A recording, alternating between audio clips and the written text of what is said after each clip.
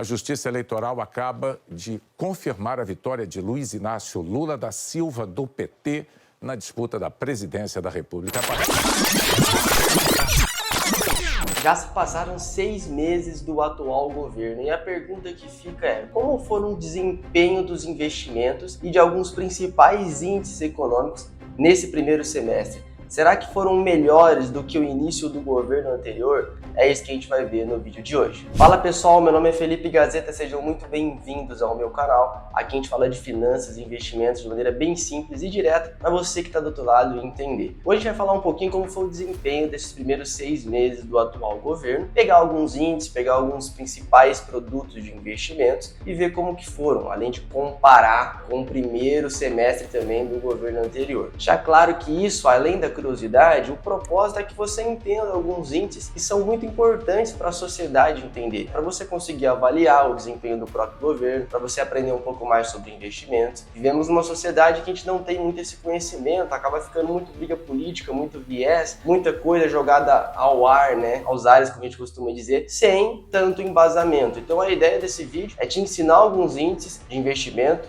econômicos que você possa aprender acima de tudo, né, porque é um aprendizado constante, e além de entender um pouco mais como que analisa o desempenho de uma economia e propriamente de um governo. Só o conhecimento vai nos libertar dos vieses, pessoal, e de sermos manipulados por pessoas que querem induzir e não informar as notícias, né? Quando vieram me pedir esse vídeo lá no Instagram, falaram: Felipe, queria que você fizesse um vídeo, que eu confio em você, na sua isenção, do jeito que você passa, porque eu vejo muito número, vejo muita notícia, mas eu não tenho certeza se é falso ou não, se é para induzir, da onde tirou a fonte. Então aqui estou eu, vamos começar. E antes disso eu quero passar alguns pontos principais para vocês. Primeiro, o que eu vou passar para vocês são números, não são achismo, não são opiniões, não é teoria de conspiração, são fatos expressados numericamente, tá? Então, eu sei que você pode ter um lado ou outro do que eu vou te falar aqui, mas o que eu aprendi com a vida é que a gente não pode brigar com o número, tá? Então, deixe de lado essa carcaça política, se você gosta ou não gosta de um dos dois lados,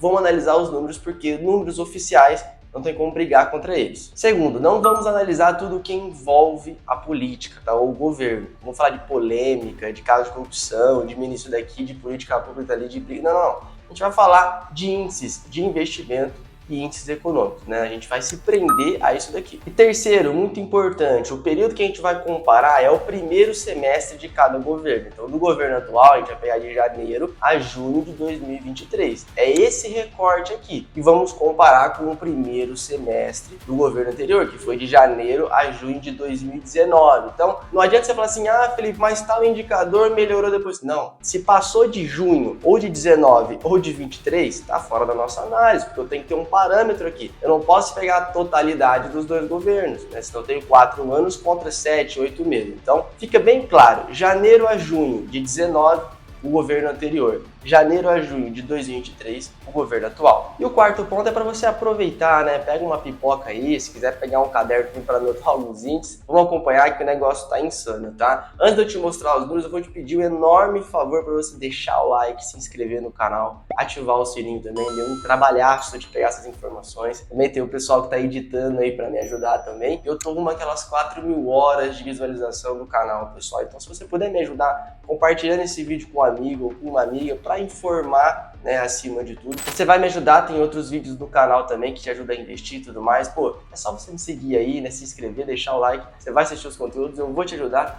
e você vai me ajudar, né, nessas horas de visualização também. Fechou? Vamos para os números, porque agora o negócio começa a ficar sério. Eu vou começar puxando a sardinha pro meu lado, tá? Então a gente vai falar primeiro dos índices de investimento, tá bom? A gente vai começar com o índice Bovespa. O que é o índice Bovespa, pessoal? O índice Bovespa é a média da Bolsa de Valores brasileira. Então a gente tem a B3, que é onde são negociadas as ações, né? Compra e venda ali de muitas empresas. E o índice Bovespa, ele pega a média, as empresas mais negociadas, na média se elas estão subindo ou se elas estão caindo, tá? É importante esse índice porque a gente consegue ter um termômetro da Bolsa de Valores, né? Ou do mercado de capitais. A gente fala o seguinte: a bolsa está subindo, a bolsa está caindo. Isso tem muito a ver com um fluxo fluxo de dinheiro, às vezes que está vindo de fora, de investidores internacionais e do próprio desenvolvimento da nossa economia. Então vamos acompanhar primeiro como foi o desempenho do Ibovespa no primeiro semestre agora de 2023 e comparar com 2019. Bom, pessoal, nesse primeiro semestre de 2023, o Ibovespa teve uma valorização de 9,06%, tá? Vocês estão vendo aí, subiu de 109 mil pontos para 119 mil pontos. Essa foi a valorização que a gente teve. Quando a gente olha para o primeiro semestre de 2019, né, no governo anterior, a gente teve uma valorização no mesmo período de janeiro a junho de 18,44%. A bolsa indo de 87 mil pontos, né, 87,8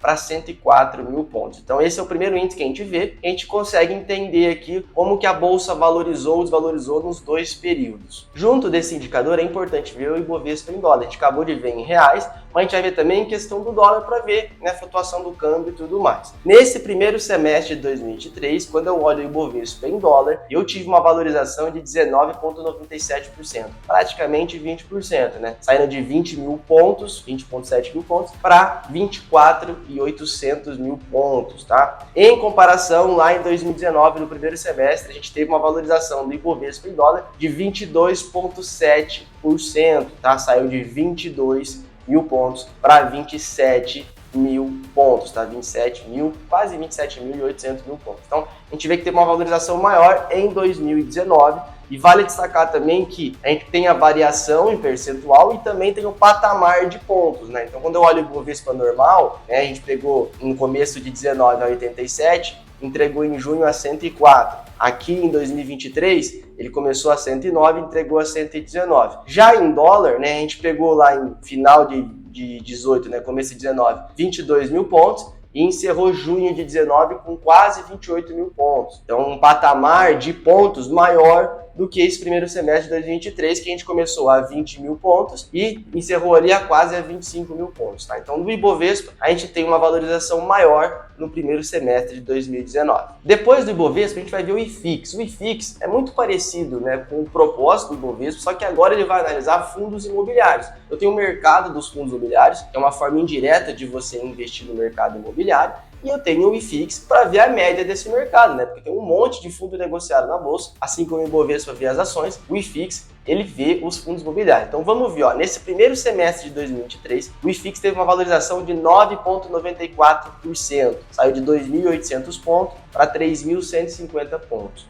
Então, essa foi a valorização desse primeiro semestre. Lá em 2019, a gente teve uma valorização no primeiro semestre de 12,32%, saindo de 2.300 pontos para 2.641. Então, os fundos imobiliários também, nesse mesmo período, nesse mesmo recorte do primeiro semestre, valorizou mais em 2019. Agora a gente vai ver um pouquinho sobre o dólar, tá, pessoal? O dólar é muito importante porque ele consegue ver esse câmbio, se o nosso real está se valorizando ou não, né? A gente costuma ver sempre quantos reais são necessários para comprar o dólar. Então a gente fala, o dólar está R$5, o dólar está R$4. Mas de fato, o que acontece? Quando a gente costuma ver que o dólar valorizou, na verdade é o real que se desvalorizou. Porque veja, eu preciso de mais reais para comprar um dólar. Então é importante ver isso para ver se a nossa moeda está se valorizando ou desvalorizando frente ao dólar, que é uma moeda mundial, tá? Então, no primeiro semestre de 2023, o dólar recuou, vou falar como a gente costuma dizer, né? 9,48%, saiu de 5,29 e encerrou o primeiro semestre a 4,79. Então, uma redução bem interessante, tá? Quase a 10%. E quando eu comparo com o primeiro semestre de 2029,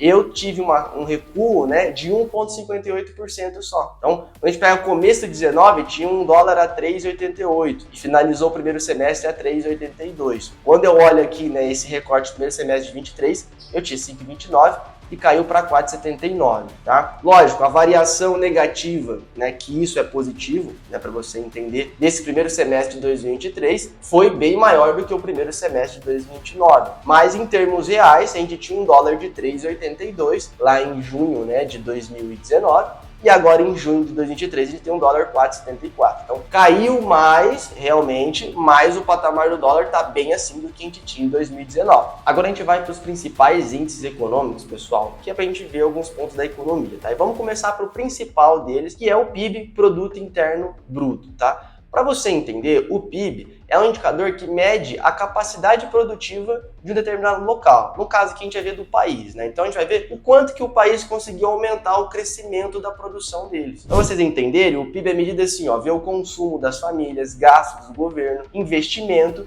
e exportações líquidas. Então ele vê dentro de uma economia o que aquilo conseguiu produzir num determinado período, tá? O indicador que a gente vê é sempre se o PIB cresceu ou não. Como se eu falasse assim, pô, será que a nossa produção cresceu ou não? Lógico, em termos reais, já descontada a inflação e tudo mais. No momento que eu estou gravando o vídeo, não temos informações do semestre fechado de 2023. Então, eu peguei o primeiro trimestre, tanto de 2023 quanto de 2019. No primeiro trimestre de 2023, a gente teve um PIB de 1,9%, 1,90%. Significa que a gente cresceu, no primeiro trimestre, 1,9% essa questão do PIB, da produção. Quando eu comparo com 2019, dá uma diferença muito brusca, porque em 2019, no primeiro trimestre, a gente teve um PIB negativo, de 0,20%. Como se tivesse uma retração da economia, não cresceu no primeiro trimestre de 2019. Então, realmente, o número de 2023 é muito melhor do que o número de 2029, porque eu tenho um crescimento de 1,9 contra uma retração de 0,20, tá? Poderíamos esperar um pouco mais, mas eu tinha que gravar esse vídeo. A gente vai ter outros depois aí também, mas que fique bem claro que é o primeiro trimestre de 23 e de 2019. Inclusive, pessoal, esse PIB ele é utilizado globalmente, é o que mede as potências econômicas. Então, geralmente, a gente costuma dizer que a maior economia do mundo é a economia que tem o maior PIB, ou seja, a economia que mais produz. Então, é muito importante você entender o mínimo disso e você sempre prestar atenção nesse indicador, porque é um indicador muito importante para medir o desempenho do governo. Agora a gente vê um pouquinho de inflação, que também é muito importante, afeta a sociedade como um todo, principalmente as classes mais baixas. E a inflação, pessoal, nada mais é do que o aumento do preço dos produtos e serviços que a gente consome no dia a dia. Então, é importante porque se tem uma inflação muito alta, isso diminui o poder de compra da sociedade, Se eu tenho 10 reais, eu compro hoje 2 pacotes de arroz, cada um custa 5 reais, Se eles passarem a custar 10, eu consigo comprar um só, os mesmos 10 reais. Então, por isso que quando tem uma inflação alta, eu diminuo o poder de compra da sociedade. Vamos lá. Tem diversos índices que medem a inflação no nosso país. O oficial é o IPCA, que é Índice de Preço ao Consumidor Amplo, tá? E a gente tem aqui no primeiro semestre de 2023 um IPCA acumulado de 2,87%. Então, isso na teoria está dizendo que no primeiro semestre de 2023, os produtos, de uma forma geral e na média, porque é uma cesta de produtos aqui, subiram em média 2,87%. Quando eu comparo o mesmo período, lá em 2019, nesses primeiros 6 meses, eu tenho IPCA acumulado no semestre de 2,23%. Então, em 2019, nesses mesmos primeiros 6 meses do ano, eu tive uma inflação menor do que em 2023. Esse IPCA, pessoal, é o índice oficial, medido pelo IBGE e utilizado pelo governo para falar a inflação do país, mas ele é um índice muito amplo, ele pega consumo de famílias de 1 a 40 salários mínimos. Então existe um outro índice que é o INPC, que diminui essa margem. Então ele pega consumo de famílias de 1 a 5 salários mínimos, que na teoria tende a ser um pouco mais da realidade da população brasileira. Vamos ver ele também, no primeiro semestre de 2023, eu tive um NPC de 2,69% acumulado nesses 6 meses. Então você vê que ficou um pouquinho do IPCA. Já em 2019, eu tive um INPC no primeiro semestre de 2,45%.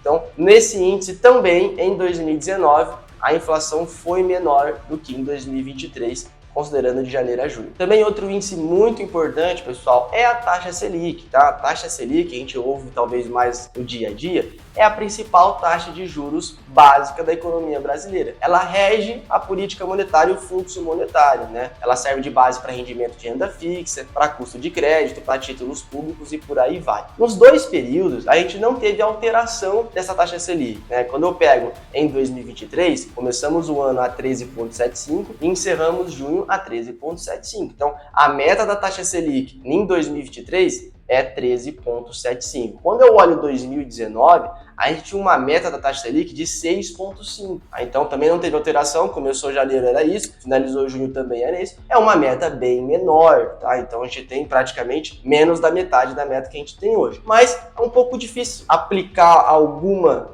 interpretação aqui, porque é um índice de governo, isso traz de governos anteriores. Então, só para informar mesmo que em 2023 a gente tem no primeiro semestre 13,75 de meta da taxa Selic e lá em 2029 a gente tem 6,50. Aqui é mais mais para informar vocês do que é a Selic e para que ela serve de base, tá? Na teoria, quanto mais alto for a Selic, é ruim para a economia, porque eu não tenho tanta movimentação do dinheiro, fica mais caro pegar empréstimo, fica mais caro pegar financiamento, a renda fixa ela fica mais atrativa, então as pessoas geralmente deixam dinheiro preso. Quando eu tenho uma Selic mais baixa, eu movimento mais a economia, porque eu forço a pessoa a tirar o dinheiro da renda fixa, investir em outras coisas, eu deixo mais barato a pessoa pegar um empréstimo, um financiamento para fazer algum investimento que vai retornar para a sociedade como um todo, tá? Então, é importante. É lógico que a Selic, ela flutua muito de acordo com a inflação. Se eu não posso também jogar muita grana na economia e gerar muito consumo e a inflação disparar, eu tenho que existir esse equilíbrio. Diminuir a Selic a ponto de eu movimentar a economia, ter um PIB legal, uma produção boa,